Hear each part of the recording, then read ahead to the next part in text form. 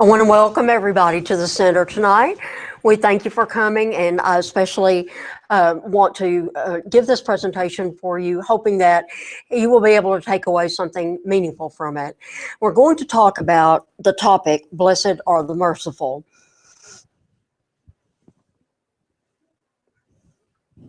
And in particular, we want to talk about indulgence.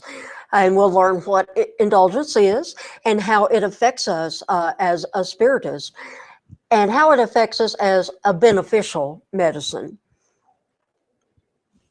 Of course, our lesson is based, as always, on the Gospel According to Spiritism by Allan Kardec.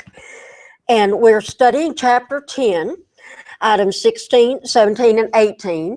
And I would encourage you to go home and do some home study on this chapter. It's a very, very important topic, and we'll learn a lot about it tonight, but there's so much more available to you in the gospel. So what do we hope to learn tonight? Well, we hope to make ourselves aware of the salutary effect that we and those who are surrounded by us, who surround us, receive as a result of cultivating indulgence. And we want to explore ways in which we can and should exercise this important quality in our personal relationships. And I want to emphasize indulgence as the sublime way to practice charity, which as Spiritists we believe is defined by love in action. So we'll see how indulgence will help us to be charitable toward others. So what is indulgence exactly?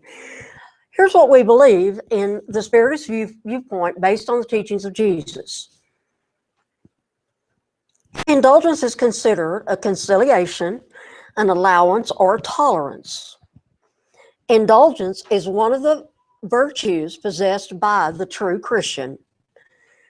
It is expressed by an attitude of tolerance and understanding that is adopted toward the faults of others and others' imperfections.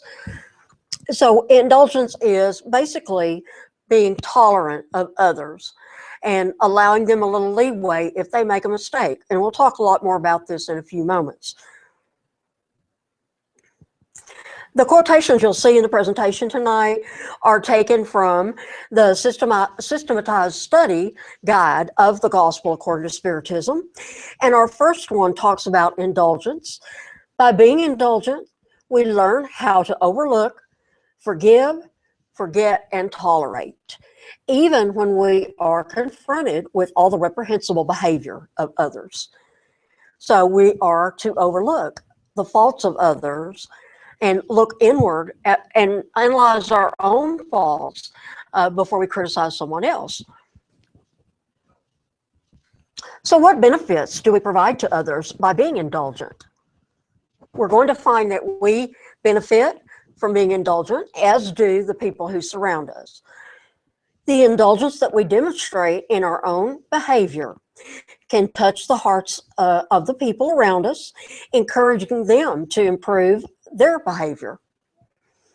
Additionally, showing indulgence toward others provides people with the potential to overcome their own faults.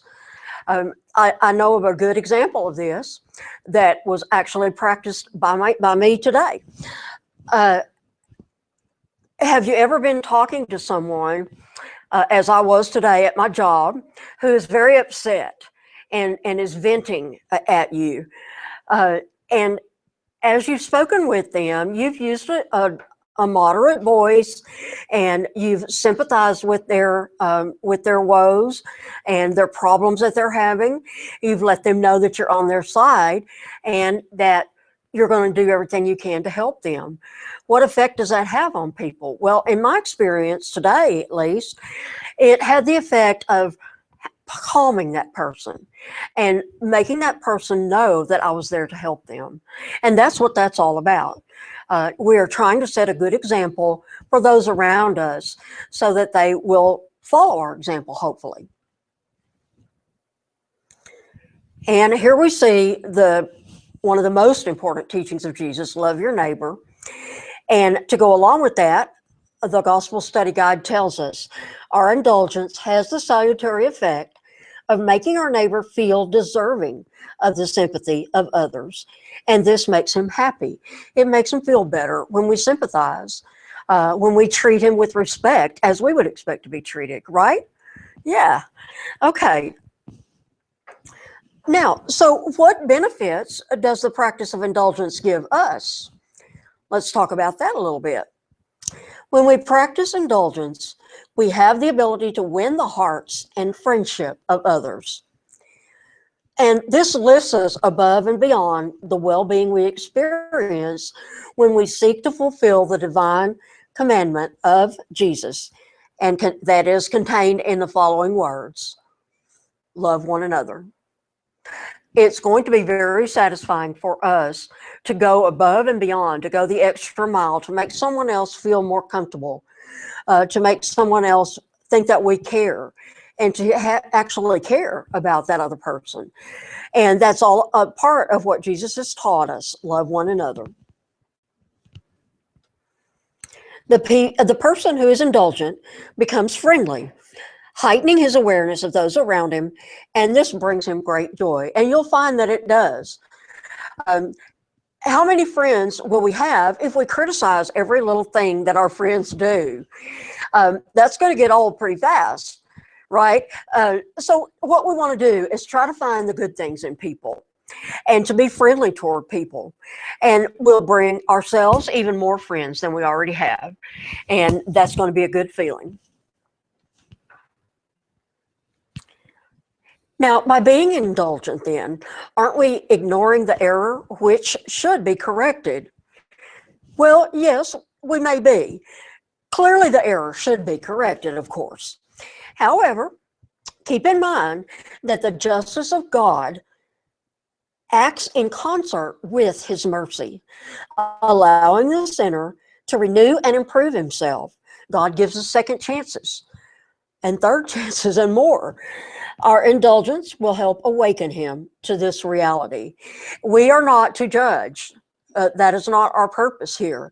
That's God's purpose. We leave that to him. And for our part, the more that we are indulgent and tolerant of others, the more we'll find that they are of us as well. And the more benefits we will, the more merit we will receive from God himself if we treat others as we would like to be treated. If God is gracious to us, then we should be even more so in our relationships with our neighbors. And would you agree with that? I think you would. The more that we treat our neighbors in a benevolent way, in a friendly way, and in a caring way, the more we will receive that back from our neighbor and from God. So, what about indulgence? Is it difficult to practice it? Well, yes, it can be very difficult at times. If you've ever been in a conversation with someone and they are making mistakes or saying untruths or anything like that, and you want to say something about it, but you don't, now that is considered being indulgent. That is considered offering a charity to that person. In view of the evolutionary stage at which we find ourselves, it's still easier for us to criticize the other person, and rather than looking inward at ourselves and finding our own faults, or looking for the good in the other person and praising them for that. That is a reinforcing concept that that teachers use a lot, is to praise our students so that they will be more likely to repeat a good behavior. That's the idea behind that.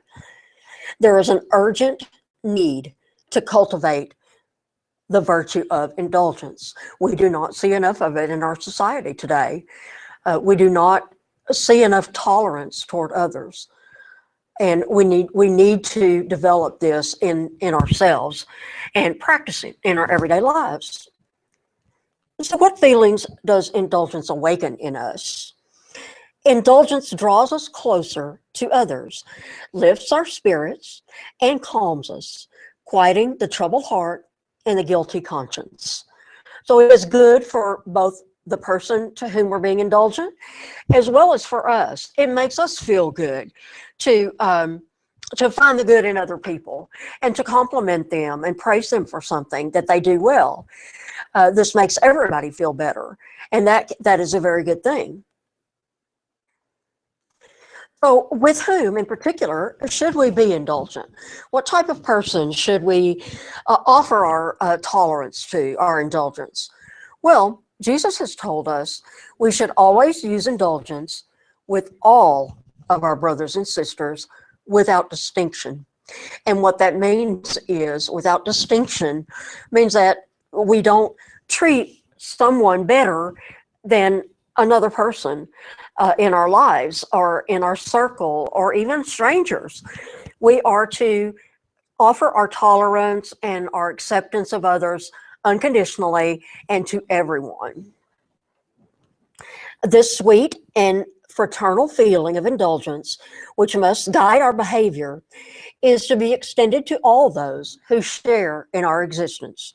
In other words, all human beings, whomever we come in contact with, we should be nice to them, basically, is what we're saying.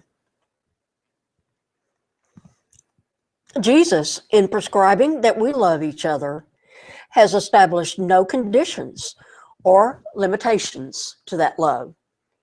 And I want to reinforce this by giving you a scripture from Matthew. And this is one that we've discussed in this meeting before. Then Peter came to him and said, Lord, how often shall my brother sin against me and I forgive him? Up to 7 times? And we know that Jesus replied and said to him, I do not say to you up to 7 times, but up to 70 times 7. And that is from Matthew chapter 18, verses 21 and 22, a very short passage. This particular passage was taken from the New King James Version. And I believe we've discussed before the 70 times 7. Jesus is not telling us to forgive only, what, 7 times 70, that's 490 times, right? That's not what Jesus meant, of course. We know that Jesus often spoke in figurative language and allegories. He loved to tell stories and parables. So Jesus is saying with these words that we need to forgive as many times as is necessary. As many times as is necessary and unconditionally. How many have heard this before? Yes, we have talked about it several times in here before. I know this is one of Eduardo's favorite passages. All right, so why should we be indulgent toward others? We've talked about that a little bit, but let's see what else we have to say about that. We have to be indulgent toward others because we also need others to accept us and be indulgent toward us, since we are also not perfect. None of us is perfect, or we would not be here on earth again trying to learn and trying to evolve, which is what we're here for. So if we want others to show us indulgence, we must show it to them. Likewise, our Father, in his infinite goodness, constantly uses indulgence toward us. How many mistakes do we make during the day that God is forgiving us for? And saying to us, go on and learn from this and don't make this mistake again. Many times, every day, God shows us his acceptance of us and his indulgence and tolerance of our imperfections. Why should we not do the same for our fellow human beings? So that's what that is all about.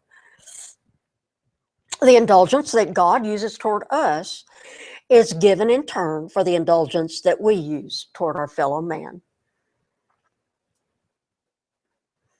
Now, what effect will our indulgence toward our neighbor produce? How will it make our neighbor feel? Our peaceful and understanding response to the faults of our neighbor may help him to have a heart that is kinder and more open.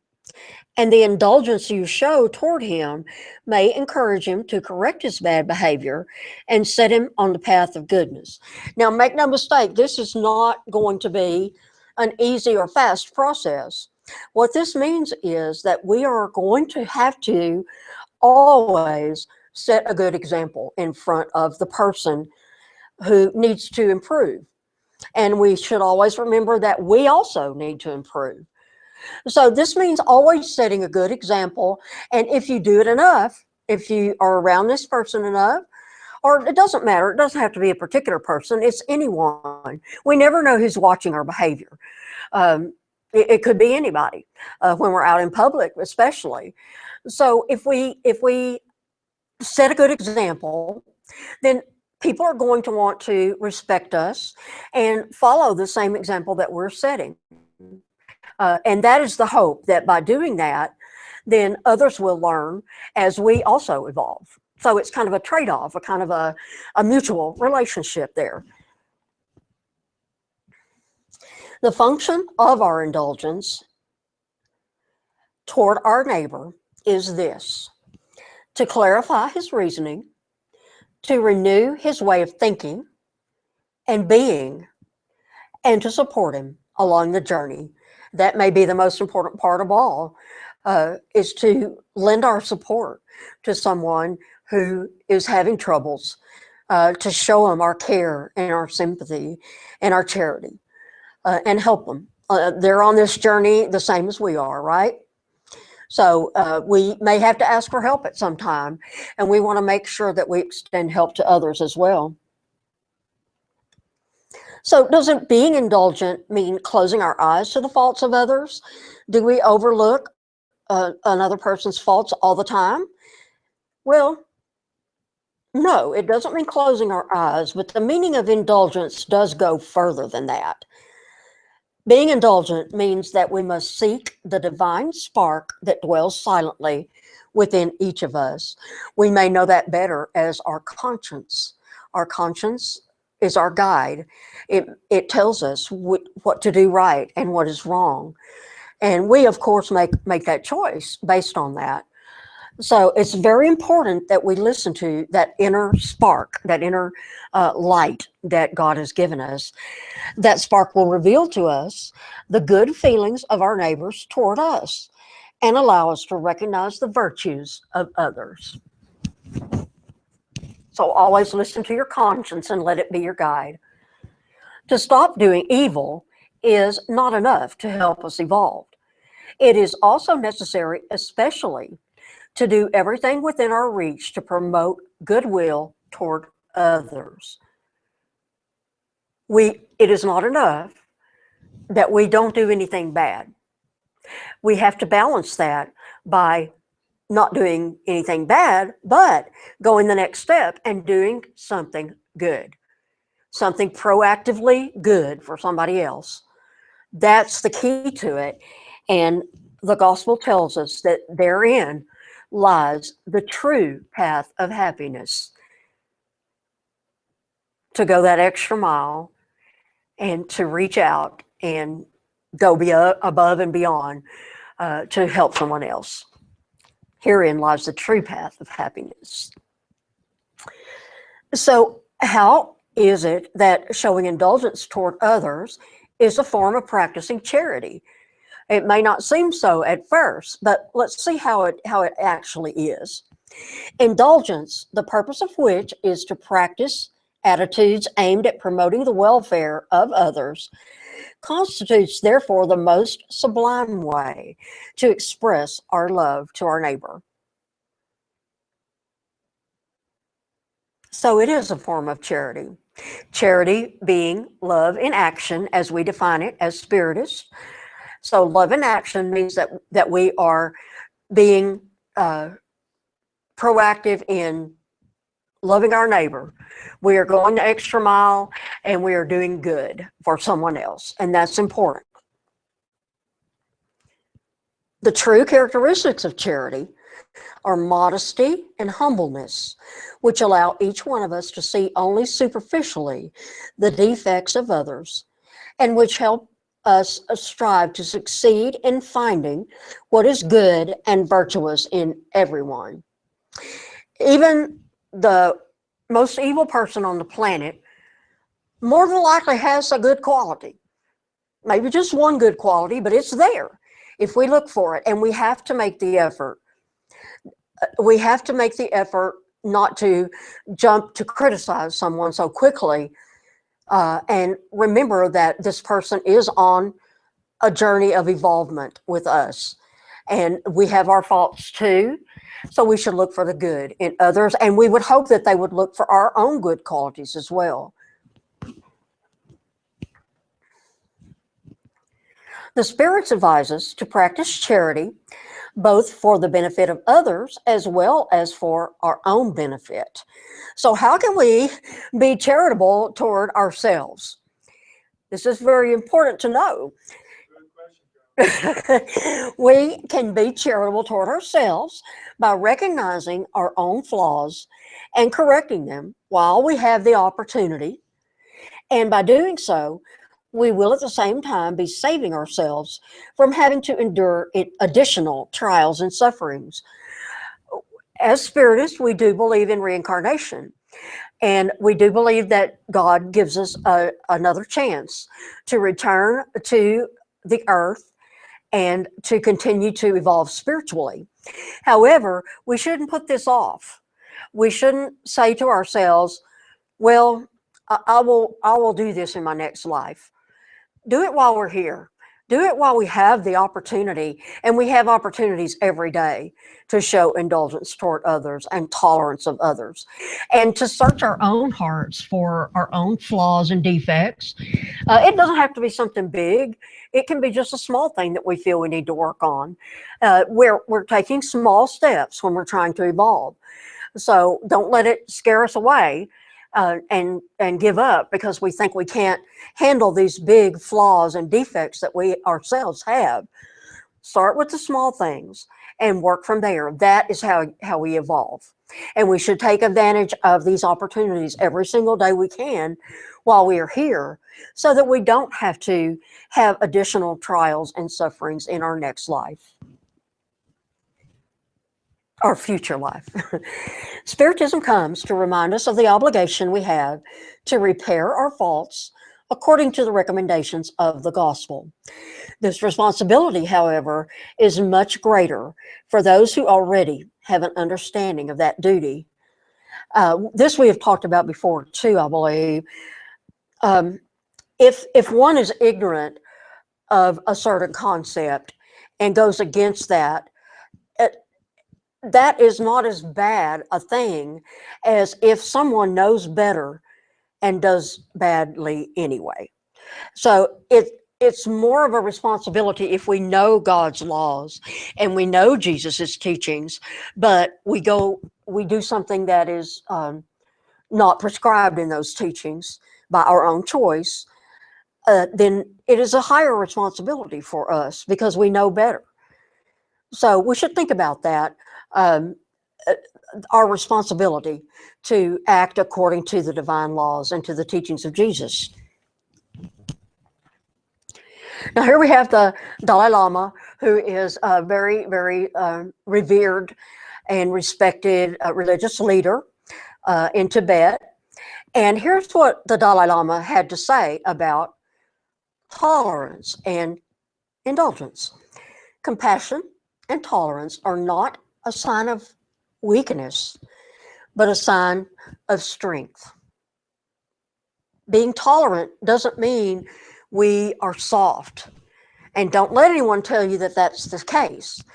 When you are able to be tolerant, even though that person is reprehensible and maybe getting on your nerves, and you know that they're wrong, and you're still able to be tolerant toward that person, that takes a much greater strength than anyone can imagine.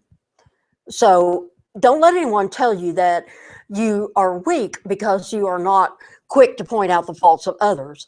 This is not a weakness. This is a strength. Tolerance and compassion are a strength. Does anybody watch the Food Network? Do you all watch the Food Network? When I found this picture online, and I don't know if you know the show Sweet Genius, starring Ron Ben Israel. I found this picture, and it looks just like that guy on the Food Network. You all have to check him out. His name's Ron Ben Israel. But I thought this was a very wonderful likeness of the Dalai Lama with that little smile he has. I love that. So what have we learned then tonight about indulgence? Well, we've learned a lot of things, I hope. Indulgence is a sweet and fraternal feeling that we must all extend to our brothers. Key word there being fraternal. We treat our brothers and sisters like we would want to be treated. It's the duty of each one of us to cultivate indulgence toward others within ourselves and to put it into practice as a part of our daily lives. We can do this every day. And many of you, I'm sure, do consider yourself to be doing this every day, and that's a great thing. Just remember to set a good example, and you will be extending charity and tolerance to all those around you. The practice of this virtue, indulgence, leads us to consider our own faults more rigorously and encourages us to praise the virtues of others. Here again, we are recognizing that we are not perfect, and we are, as we say, cutting the other person a little bit of slack, which is okay. That's fine to do. As long as we're setting a good example, hopefully that person will follow our example. Indulgence is the beneficial medicine that we apply to others. This is why the lesson was titled Beneficial Medicine. And it means that we are being a benevolent person toward our fellow human beings. And I hope that the lesson tonight has encouraged you to do that. The positive side effects of this medicine are that it clears their minds, renews their way of thinking, and supports them in their journey through life. And that's referring to the person to whom we show benevolence or indulgence or tolerance or compassion. They're all kind of the same thing. And it is just such an important concept that I'm very glad I was able to present it for you tonight. And I hope that you've taken something away and you're able to apply it in your daily lives, something good and positive. And that's what I hope to bring to you tonight. And I hope you will take that to heart. Thank you all again so much for allowing me to do a presentation for the group. I always enjoy it so much. And I really feel honored to be able to do this. And I hope that you enjoyed it. Thank you.